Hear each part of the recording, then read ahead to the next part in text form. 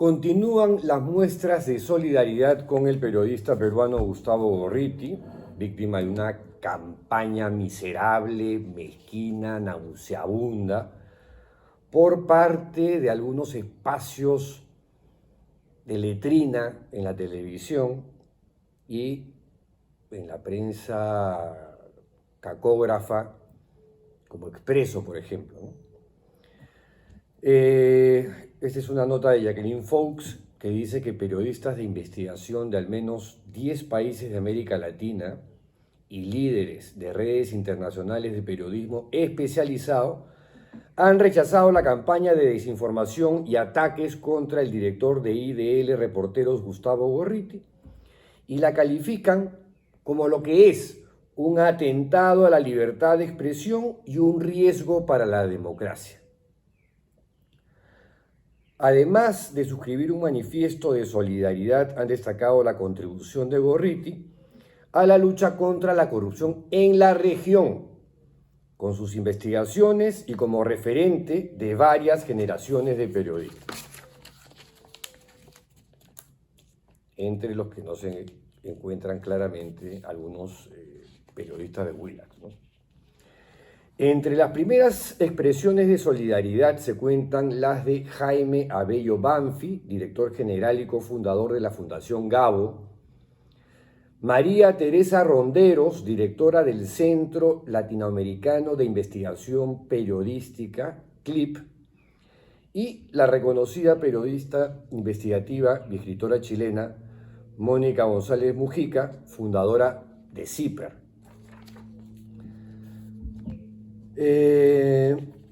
Los ataques, las amenazas y los constantes insultos contra Gustavo a lo largo de los 2 últimos años, y especialmente en las últimas semanas, son un atentado contra la libertad de expresión, la libertad en general y contra la democracia. Esto lo ha dicho Ronderos para este informe de Jacqueline Fox.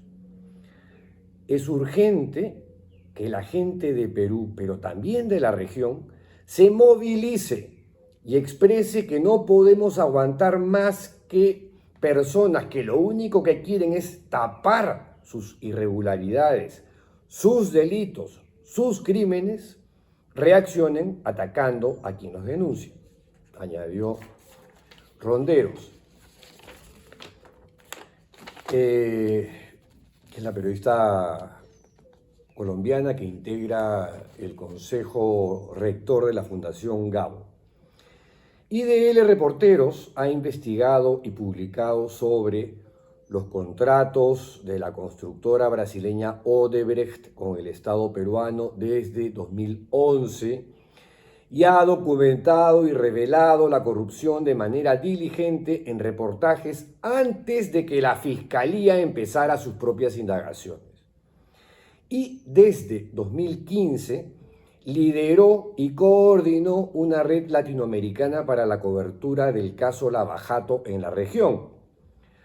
Los grupos políticos que intentan demoler a Gorriti con información falsa a través de un aparato mediático con los mismos intereses, le atribuyen un supuesto poder en el Ministerio Público respecto de las investigaciones sobre el caso Lava Jato. De esa manera, los propios investigados por lavado de activos y corrupción ahora pretenden anular las investigaciones en su contra y evitar ir a juicio.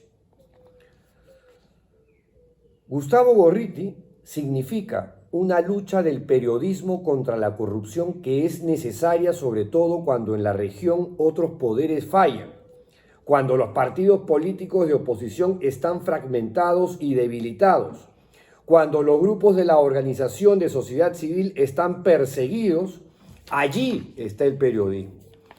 El periodismo como el de Gustavo Gorriti ha sido fundamental para sostener las democracias en momentos críticos, sostiene Ronderos.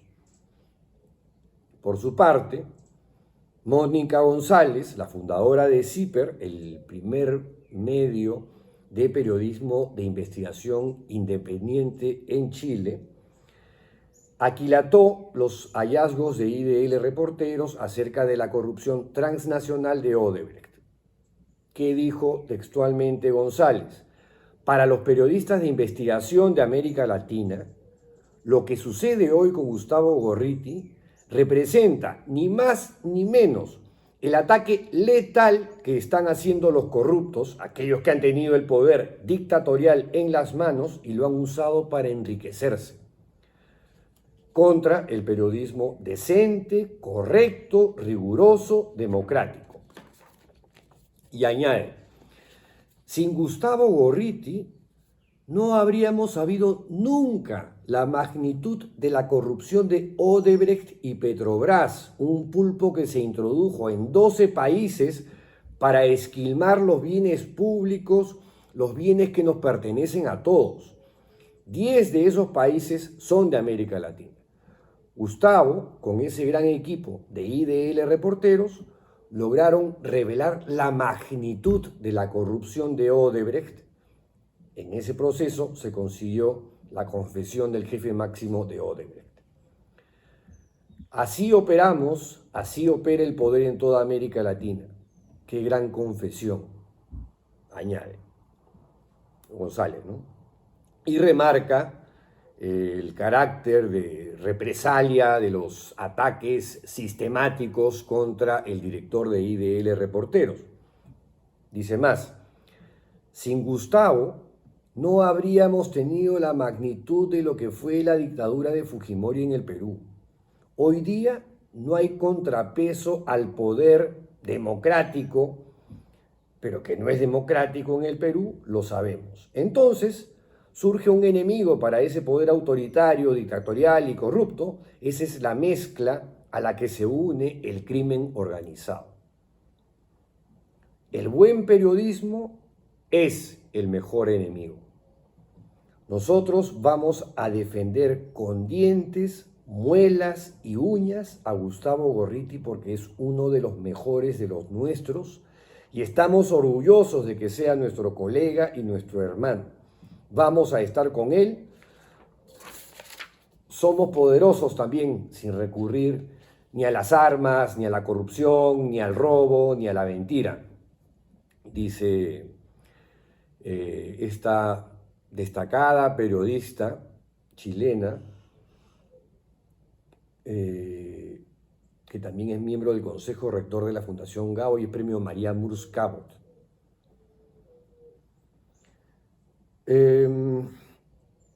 Desde diferentes países del continente, profesionales referentes del periodismo señalan las similitudes entre la campaña de hostigamiento y difamación contra el director de IDL Reporteros y la manera en que los poderosos de las telecomunicaciones operan contra el periodismo de investigación en distintos países de Latinoamérica. Rolando Rodríguez, desde el diario La Prensa de Panamá, diario en el que trabajó Gustavo Gorriti entre 1996 y el 2001, ha dicho: he visto con preocupación la campaña de difamación. Se trata de desacreditar a un periodista que ha investigado junto con colegas de otros países, incluido Panamá, cientos de casos de corrupción. Uno de ellos, el caso Lava Jato, del que no escapa Odebrecht.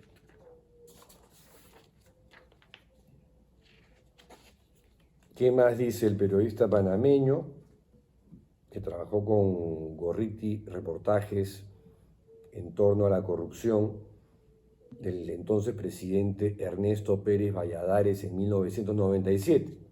Dice, estas mismas campañas para desacreditar a los periodistas de investigación las hemos vivido varios en Panamá y conocemos sus motivaciones y lo que persiguen.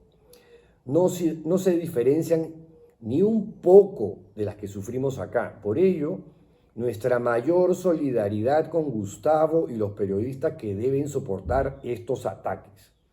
Quienes lo conocemos, conocemos su integridad y compromiso con la verdad. Desde Argentina, el periodista de investigación Hugo Alconada, del diario La Nación y miembro de la red de periodismo de investigación estructurado para la cobertura del caso Lava Jato, recordó que el tipo de periodismo que practica el director de IDL Reporteros hace décadas es incómodo para muchos intereses porque expone datos que muchos quisieran que jamás salieran a la luz, porque revela corrupción e impunidad, porque revela componendas y porque no transige. Eso a menudo termina por padecerlo el mismo periodista que sufre represalias, cuestionamientos y aprietes de todo tipo para acallarlo. ¿Qué más dice Alconada sobre Gustavo Gorriti? Precisamente porque practica este tipo de periodismo, lo que hacen Gustavo y todo el equipo de IDL Reporteros es vital para la democracia del Perú y de América Latina. Ojalá tuviéramos muchos más Gustavos e IDL Reporteros en la región. Otra sería la historia y muchísimos políticos y empresarios y tantos otros delincuentes estarían tras las rejas en vez de pontificando sobre ética y vomitando infamias. El periodista salvadoreño Carlos Dada, fundador y director de El Faro, señaló que Gorriti es uno de los grandes referentes para varias generaciones de periodistas de América Latina. Dada, que por su trabajo vive exiliado en Costa Rica y recibió en el año 2022 el Premio Héroe Mundial de la Libertad de Prensa, indicó que las sucesivas campañas difamatorias contra Gustavo Gorriti, documentadas por este medio, IDL Reporteros, retratan cabalmente a quienes las producen, que se sienten amenazados por la capacidad de IDL Reporteros de descubrir y denunciar sus delitos. Es importante recordar que, como parte de esos ataques políticos de partidos como el APRA y Fuerza Popular, han reclamado el inicio de acciones penales contra Gustavo Gorriti bajo afirmaciones falsas, mientras que grupos de extrema derecha vinculados a ese sector político han sostenido una sistemática campaña de hostigamiento que incluye desde acoso y ataques al local de IDL Reporteros y el domicilio de Gustavo Gorriti. La intensidad de los ataques es solo comparable a las operaciones de demolición operadas por el Servicio de Inteligencia contra los opositores del régimen de Alberto Fujimori en los años 90. Bueno, y así hay manifestaciones de solidaridad de periodistas de Ecuador, de Brasil, de la periodista de investigación Marcela Turati, que es un nombre grande en América Latina. Ha dicho: Gorriti nos ha enseñado a ser críticos con quienes ostentan el poder, a que las publicaciones tienen un costo y que uno debe de prepararse contra las feroces represalias y a vivir una vida ética e íntegra para evitar que quienes nos odian por lo que exponemos encuentren cualquier rendija para que nos destruyan por nuestro trabajo.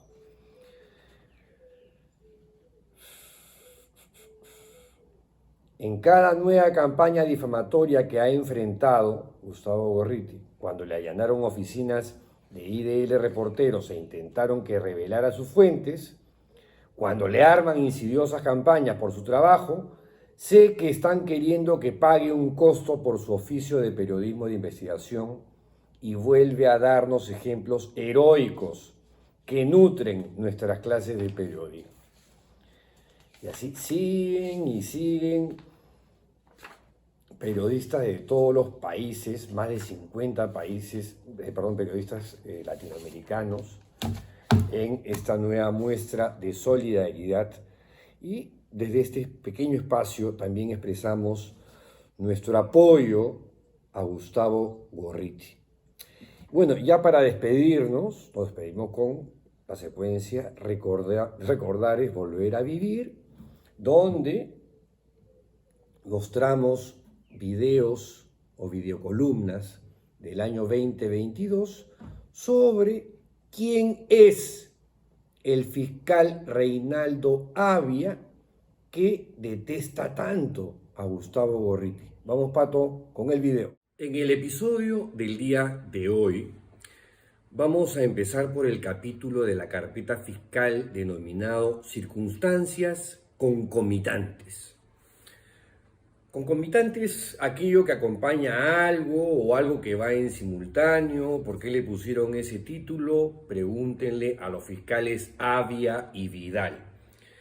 Aquí hoy día sí me van a disculpar, pero voy a tratar de ceñirme literalmente a algunos párrafos de lo que se dicen en esta carpeta fiscal de 64 páginas, en las que me quieren incriminar en un acto ilícito, criminal, que no he cometido ni perpetrado, ¿no? Ni yo ni los que aparecen ahí, ¿eh? A ver, el punto 23 del capítulo Circunstancias concomitantes dice: en el marco de las denuncias constitucionales formuladas en contra del fiscal de la Nación, estamos hablando de fines del 2017, formuladas en contra del fiscal de la Nación Pablo Sánchez Velarde, presuntamente se habrían realizado reuniones convocadas por aquel a fin de evaluar la coyuntura generada para el Ministerio Público frente a las denuncias constitucionales, donde se habría analizado las capacidades de comunicación mediáticas del fiscal, a fin de dar una respuesta a dichas denuncias. Reuniones que se habrían realizado en el despacho del fiscal de la Nación. Ya, eso de presuntamente está de más porque se dieron.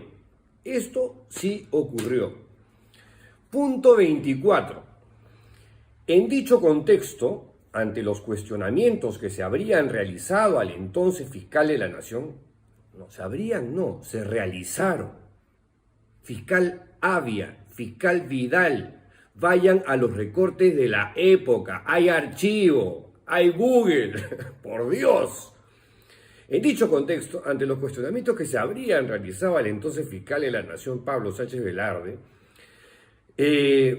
presuntamente aquel, Pablo Sánchez, habría decidido reforzar la respuesta institucional en medios de comunicación masiva y habría dado la indicación u orden a su asesor, Alejandro Silva Reina, a fin de que contacte al comunicador Pedro Eduardo Salinas Chacaltana, a quien el fiscal de la Nación habría conocido previamente, según lo ha sostenido el denunciante, el denunciante Edgardo Palomino Martínez, el nexo con el sodalicio, ¿no? No lo menciona así, ¿no? Pero ese denunciante que ha gatillado toda esta fábula se llama Edgardo Palomino Martínez, del cual ya hemos hablado abundantemente aquí. Además, esa reunión, ese conocimiento previo entre el fiscal y yo se remite a un solo día, del cual hay un registro de un selfie, ¿no? Del cual también ya he hablado acá, y que se dio en un contexto totalmente distinto, justamente por el tema del caso sodalicio. Pero bueno, esos contextos que a mí me parecen importantes, no aparecen para nada en la carpeta fiscal. Pero bueno, para consultarle si tendría la disposición de apoyar en dicho asunto, ¿no? Se refieren a mí. Siendo los objetivos del referido apoyo la defensa de la institucionalidad del Ministerio Público en el escenario del caso Lava Jato y frente a los ataques que se realizaron contra el fiscal de la Nación, conforme lo ha sostenido el ex asesor Alejandro Silva en su declaración testimonial. Lo cual a su vez ha sido reconocido por el investigado Pedro Salinas en su declaración del 23 de febrero del 2022, quien refirió que hacia fines del año 2017, noviembre si mal no recuerdo, contactó conmigo el señor Alejandro Silva, asesor del entonces fiscal de la Nación, Pablo Sánchez. Me llama para proponerme hacer una consultoría al Ministerio Público y yo luego dije, me interesó el tema porque se trataba de una de las batallas contra la corrupción más grandes que se iba a emprender desde el Estado. Se requería por parte del Ministerio Público de una empresa consultora que tuviese la capacidad de convocatoria para realizar las reuniones informativas con periodistas de alto perfil, formadores de opinión pública relevantes y de todo el espectro ideológico, lo más plural posible. Los temas a resolver eran públicos, porque eran mediáticos y políticos, porque el fujimorismo presentó una acusación constitucional para tirarse abajo al fiscal de la Nación. Todo esto son mis declaraciones. Y de otro lado querían que no caminara el caso Lava Jato.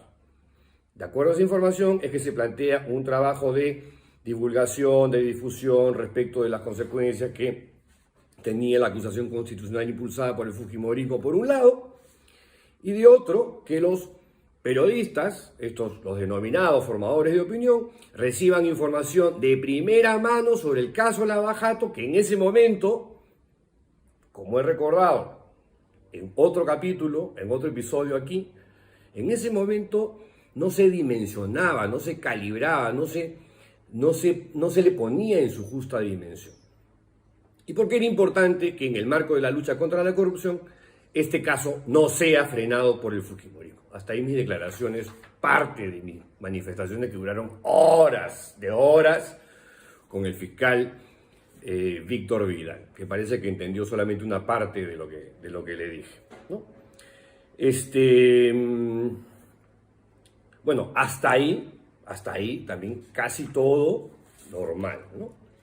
Pero para qué, eso está consignado ahí, yo ahí sí no tengo ningún reparo. Más adelante, en el punto 28 del capítulo Acciones o circunstancias concomitantes, dice, con relación al expuesto es de advertirse que habrían existido tratativas o acuerdos entre el asesor Alejandro Silva, quien presuntamente habría actuado bajo las órdenes del fiscal de la Nación, Pablo Sánchez, y el investigado Pedro Eduardo Salinas Chacaltana para acordar o definir las características del servicio. Bueno, estas reuniones ya no eran sobre las características del servicio, eso se zanjó desde un saque. El tema era, en este tipo de consultorías hay reuniones de ida y vuelta para recabar información y determinar, digamos, cuál podría ser la estrategia a seguir en una situación crítica como esta. Entonces no hay nada, aquí no hay nada turbio ni opaco, ¿no? Ahora, la pregunta nuevamente es, ¿por qué hasta el día de hoy no han entrevistado al fiscal Pablo Sánchez? ¿Ah? Clave en esta historia. O sea, vienen investigando desde el 2018 con una reactivación a partir del 2019-2020 y todavía no han hablado con Pablo Sánchez, personaje clave en esta historia, simplemente para que diga si ordenó o no esta consultoría, o Alejandro Silva actuó porque sí y tomaba decisiones porque sí y era una suerte de cerrón en la Fiscalía de la Nación. No, pues, no.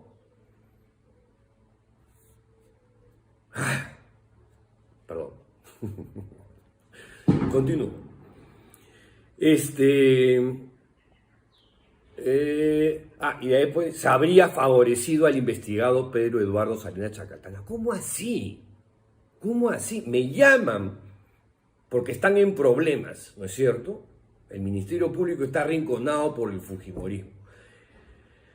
La oficina de comunicación no se da abasto, requieren de hacer acciones específicas, una visión desde fuera, de un externo, para que los ayude a plantear bien las cosas a nivel mediático.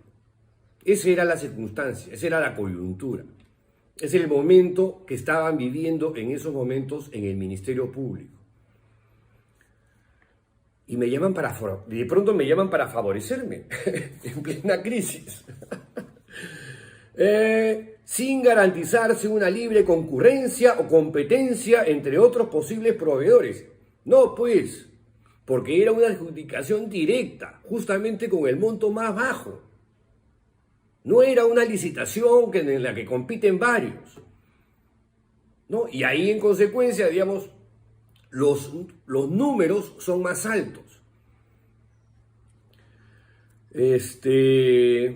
Y a cambio del servicio se obtendría información de primera mano y off the record sobre el caso Lavajato para un grupo de periodistas.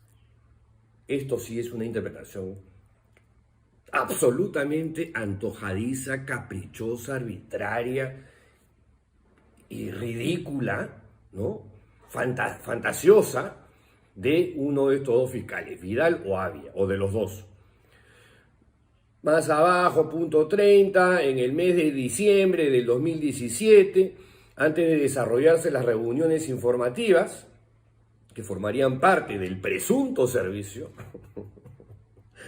como si no se hubiera realizado, se habrían generado 2 reuniones entre el entonces fiscal de la Nación, Pablo Sánchez Velarde, el asesor Alejandro Silva y el comunicador Pedro Salinas Chacaltana, siendo que en una primera reunión se habría abordado las áreas problemáticas que debían ser atendidas como parte del servicio, donde el investigado Pedro Salinas habría expresado cuál sería la dinámica de las reuniones con los periodistas y se habrían organizado las mismas, según lo ha señalado en su declaración el ex asesor Alejandro Silva, y en la segunda reunión se habría realizado un media training, donde además se habría propuesto la participación del fiscal superior Rafael Vela Barba como vocero para las reuniones informativas.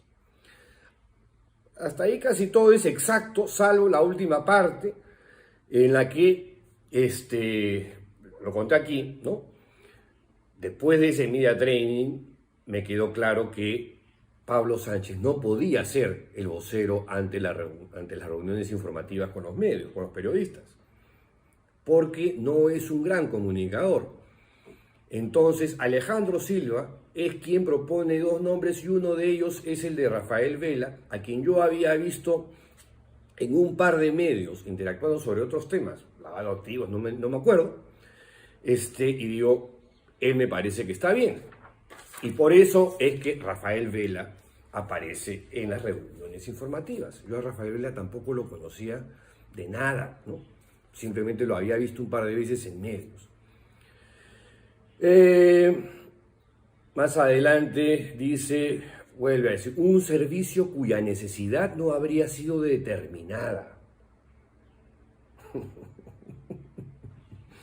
Como, bueno, habla estos, porque son Vidal y Avia.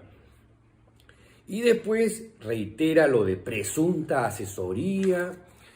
Y en el punto 34 da cuenta de las declaraciones testimoniales de Augusto Álvarez Rodríguez, Fernando Vivas, del Comercio, Rolando Toledo, de La Mula, Fernando Rospigliosi, para que veas que el grupo era absolutamente variopinto. Dichas reuniones, o sea, más o menos en síntesis lo que habrían comentado, en resumen, y coincidido estos periodistas, dichas reuniones habrían resultado útiles para obtener información relevante, para informar a sus audiencias los avances de la Fiscalía en el megacaso de Odebrecht. Dice, pero siendo que off the record podrían enterarse de cosas que...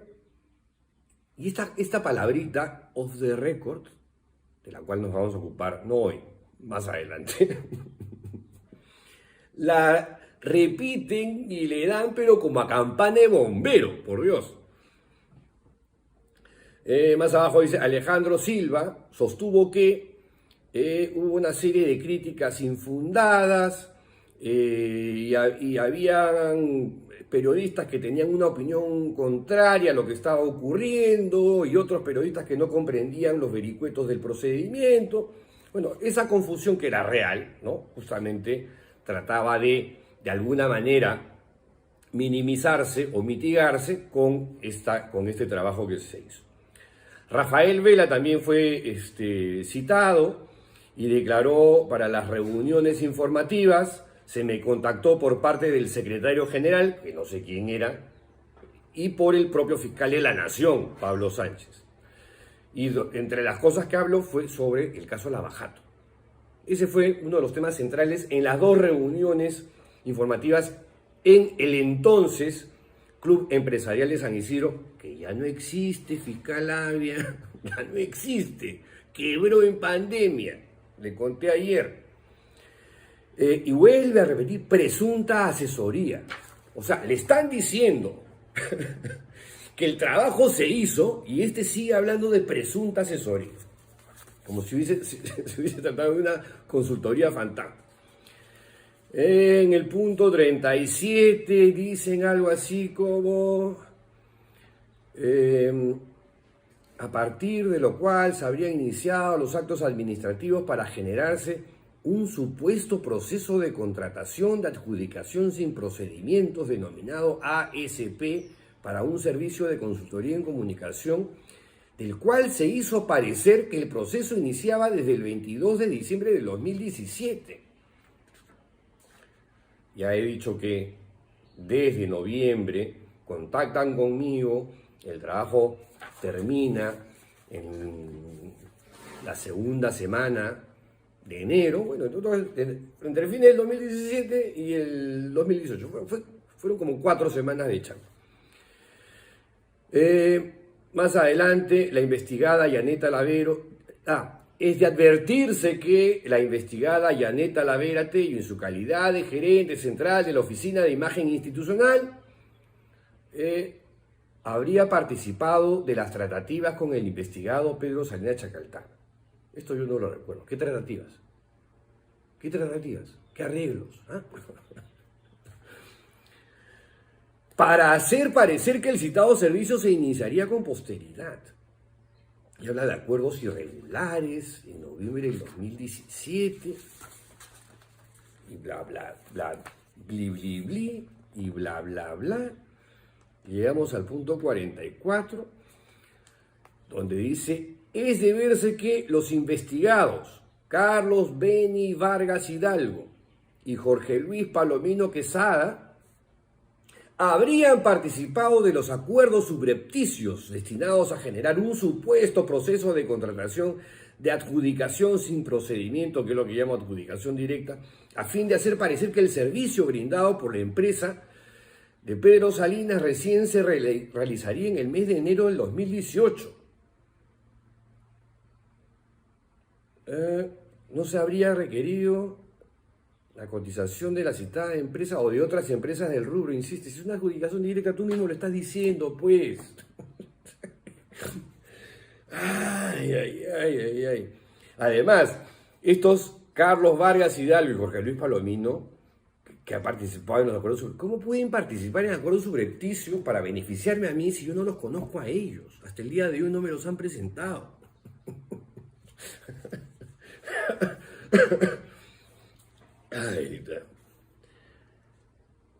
Lo consignado falsamente, beneficio irregular,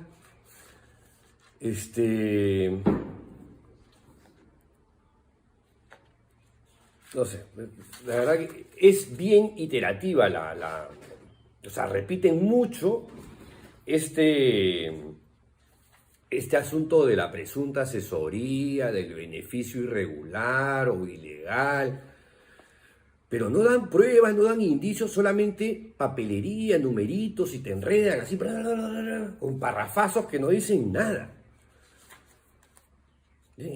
Claro, salvo cuando en el marco del contubernio, para generarse un supuesto proceso de contratación, de adjudicación sin procedimiento en beneficio irregular. O sea, puro adjetivo de voz que dice: hay cochinada acá. O sea, es una contratación para un servicio que se hizo. O sea, 64 páginas para eso. Donde el investigado Carlos Vargas Hidalgo, con conocimiento de su jefe inmediato Jorge Palomino, habría coordinado la anulación de la factura electrónica emitida con anterioridad Aquí están hablando de la anulación de una factura. Esto es muy usual en la empresa privada, ¿no? Hay regularizaciones administrativas, contables, que a veces le solicitan a la empresa, oye, sorry, pero ahorita yo no te puedo pagar en este momento, ya te pago con fecha tal, entonces tenemos que anular la anterior factura para poder pagarte. O sea, es un trámite absolutamente regular, normal. Se produce un error material que se corrige, justamente para proceder correctamente, en los pagos, en la facturación, en todo. Pero esto, el señor fiscal, Avia y Vidal no lo quieren entender, no les da la gana de entender. La verdad les importa un pepino, un rábano. Porque ni siquiera han preguntado por eso. ¿Por qué? ¿No? O sea, no le preguntan a Pablo Sánchez, no se preguntan el porqué de las cosas. Simplemente, a ver, mira esta fecha, no coincide con él, no hubo servicio entonces. Pero te están diciendo Augusto Álvarez, Fernando Vivas, Fernando Rospigliosi, Rolando Toledo, no sé quién más. Oye, pero sí hubo. No, pero no coincide la fecha, entonces no hubo. Están un poquito locos, creo. O hay un problema jodidísimo, no de comprensión lectora, sino de comprensión de la realidad. Estos viven en un multiverso distinto.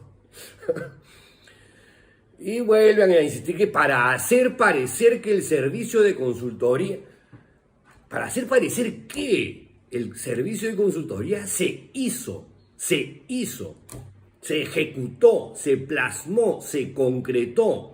Se empezó en noviembre del 2017 y terminó en enero del 2018.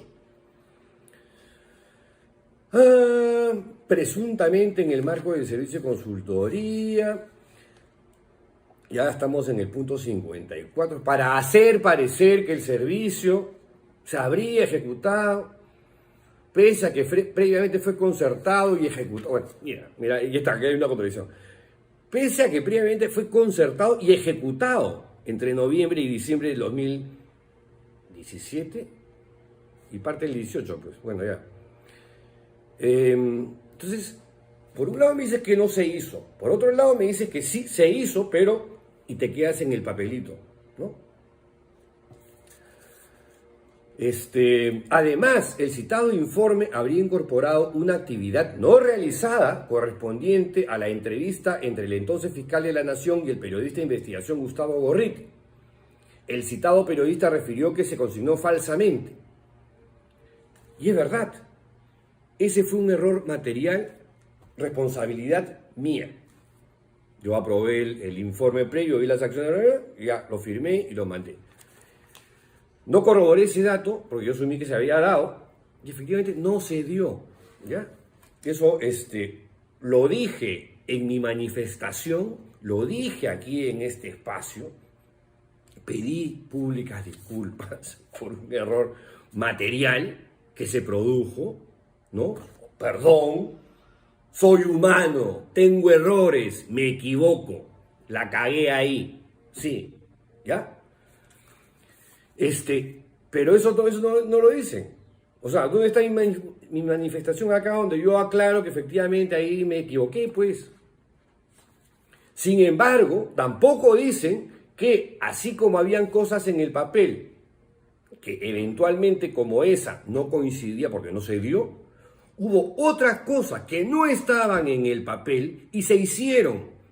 El media training al fiscal de la Nación, al entonces fiscal de la Nación, que es hoy el interino, Pablo Sánchez, se hizo. Eso no estaba pues en la propuesta, pero había que hacerlo y se hizo. Usualmente eso se cobra aparte, no se les cobró aparte. Eso tampoco lo dicen.